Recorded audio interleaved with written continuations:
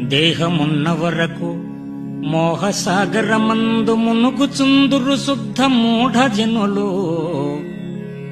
సలలితైశ్వర్యముల్ శాశ్వతం వనుకొని షడ్భ్రమలను మానజాలరెవరు.